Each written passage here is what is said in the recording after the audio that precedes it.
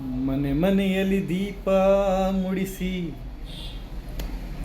ಮನೆ ಮನೆಯಲ್ಲಿ ದೀಪ ಮುಡಿಸಿ, ಹೊತ್ತು ಹೊತ್ತಿಗೆ ಅನ್ನ ಉಣಿಸಿ.